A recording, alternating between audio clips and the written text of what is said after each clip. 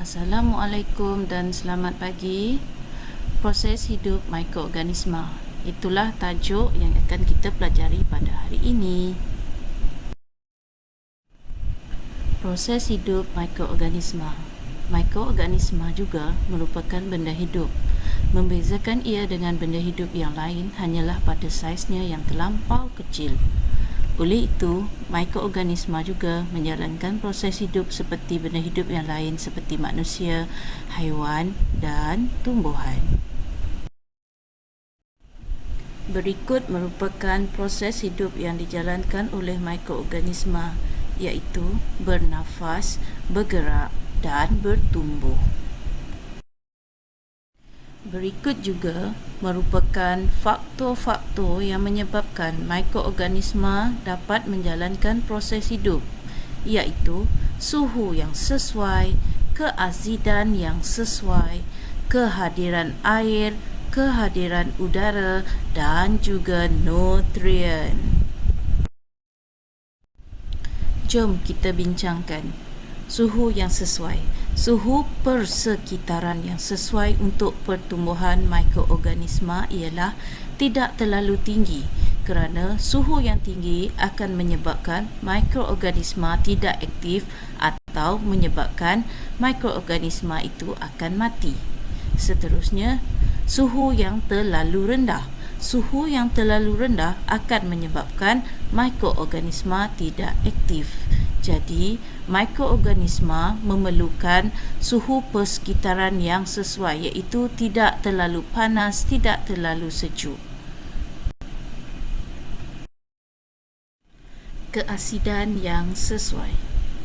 Keadaan yang terlalu beresid menyebabkan mikroorganisma tidak boleh hidup. Contohnya, jeruk mangga tahan lebih lama dan tidak berkulat berbanding sebiji mangga yang dibiarkan masak ranum. Kamu sendiri boleh perhatikan apakah yang akan terjadi kepada mangga yang dibiarkan masak ranum. Kehadiran air. Air merupakan salah satu keperluan benda hidup. Kehadiran air sangat penting dalam pertumbuhan mikroorganisma. Tanpa air, mikroorganisma tidak boleh bertumbuh dan juga ia tidak akan aktif. Kehadiran udara. Udara juga merupakan salah satu keperluan benda hidup. Mikroorganisma memerlukan udara untuk bernafas. Tanpa udara, mikroorganisma tidak boleh bernafas. Kamu sendiri boleh fikir, jika tiada udara, bagaimana kamu bernafas? Bagaimana kamu nak bernafas? Nutrien. Nutrien sangat penting untuk pertumbuhan mikroorganisma. Tanpa nutrien, mikroorganisma tidak boleh bertumbuh dengan cepat. Tetapi ia tetap merosakkan makanan jika ia berada dalam makanan. Jom kita perhatikan tentang mikroorganisma bernafas. Kamu abaikan bunyi burung terkukur yang ada di sekeliling saya. Okey, mikroorganisma memerlukan udara untuk bernafas. Jika ia terdedah kepada udara, ia boleh bertumbuh dengan cepat. Sebab itu, kita disarankan menyimpan makanan dalam keadaan kedap udara supaya ia tahan lebih lama dan tidak mudah rosak. Kamu tahukah apa maksud kedap udara? Mari kita perhatikan contoh mikroorganisma bernafas. Okey, dalam video yang ringkas ini kamu boleh nampak doh yang diletakkan di dalam sebuah mangkuk dan dibiarkan dan dia akan mengembang. Okey, doh yang mengembang menunjukkan bahawa mikroorganisma itu bernafas. Jom kita perhatikan contoh mikroorganisma bernafas yang kedua. Okey, dalam gambar ini dalam sebuah botol tu diisikan dengan cuka dan juga dimasukkan soda bikarbonat. Kemudian bahagian mulut botol itu ditutup dengan cepat dengan menggunakan belon. Kemudian kamu perhatikan apakah yang akan terjadi. Mikroorganisma bergerak. Mikroorganisma perlu bergerak supaya ia memperoleh nutrien atau sumber keperluan hidupnya iaitu air, udara dan nutrien.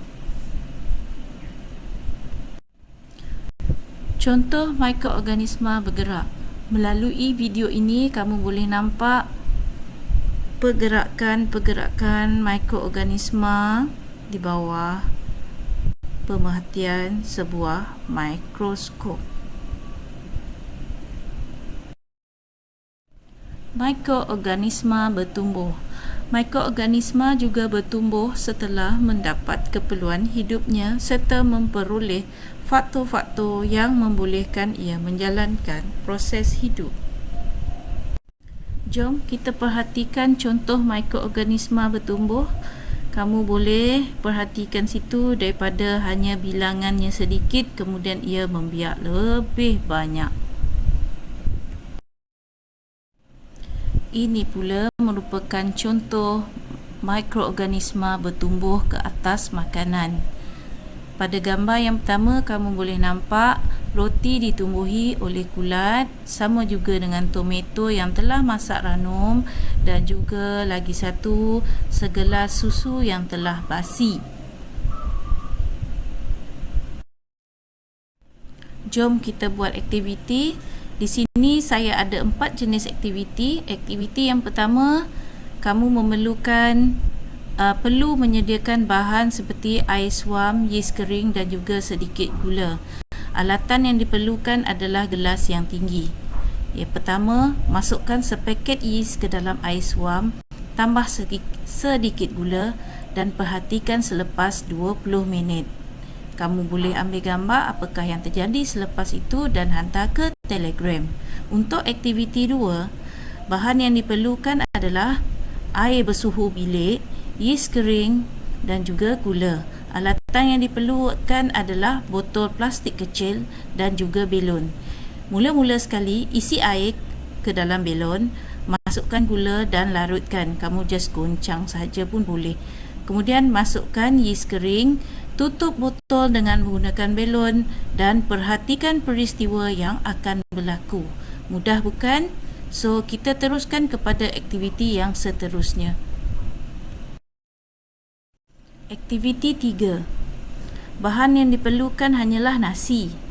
Alatan yang diperlukan hanyalah bekas bertutup. Kamu boleh gunakan apa-apa je bekas tupperware kat rumah kamu. Langkah yang pertama, masukkan nasi ke dalam bekas bertutup. Nombor 2, letakkan di tempat bersuhu bilik.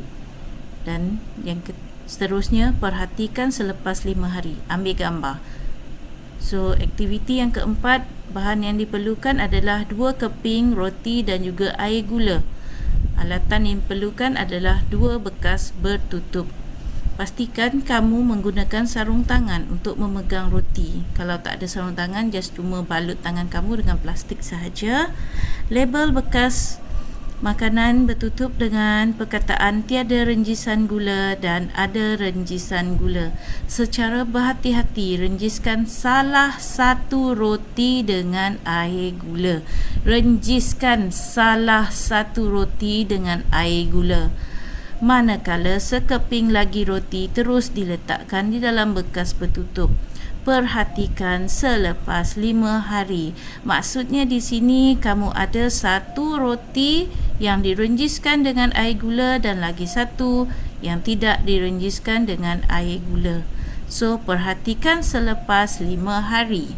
Untuk aktiviti ini, kamu boleh pilih sama ada aktiviti 1, aktiviti 2, aktiviti 3 dan juga aktiviti 4. Bukan buat semua, hanya pilih salah satu sahaja. Sekian, terima kasih. Selamat membuat aktiviti.